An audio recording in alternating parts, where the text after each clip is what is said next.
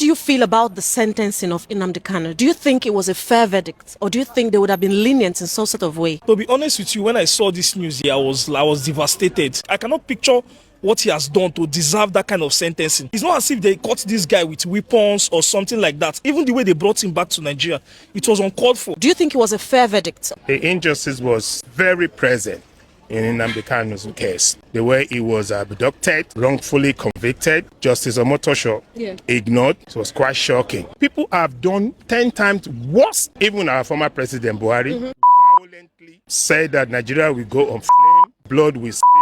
Nobody asked him any questions. The government of Buhari judge that government. That man wrecked that country. The sentencing was very, very harsh. Yeah, Nigeria being Nigeria. The conspiracy was just way too high. Definitely. Everybody can see what's happening. It's just sad. I feel so sad. I feel like crying. They made my day so bad.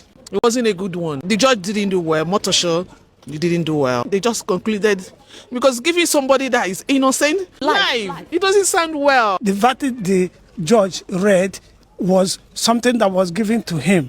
He didn't prepare it because he wasn't even reading it clearly. There's not freedom of speech in Nigeria, and it's a very big problem today. Absolutely. If anyone speaks out, then you are in trouble. It's either they get you or jail you, and that's what they've done to him. Some people believe that the outcome would have been entirely different if he was from another tribe. Do you believe this or not? I think so, to some extent. And this is what Nnamdi Kanu have been saying for a very, very long time.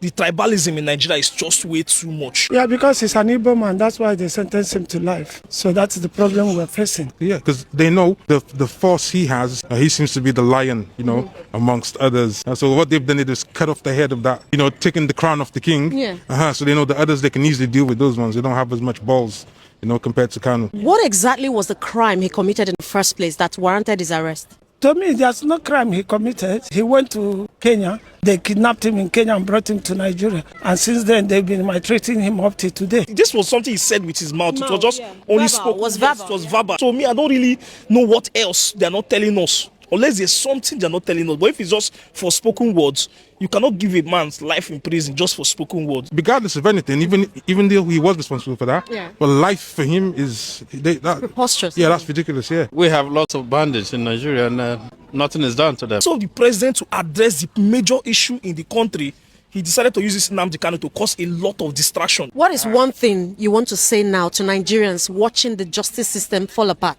Our town and Southwest is coming to us because we're turning a blind eye, we're turning a deaf ear because it's happening. Multi-day South turn. After Ilorin is Osogbo.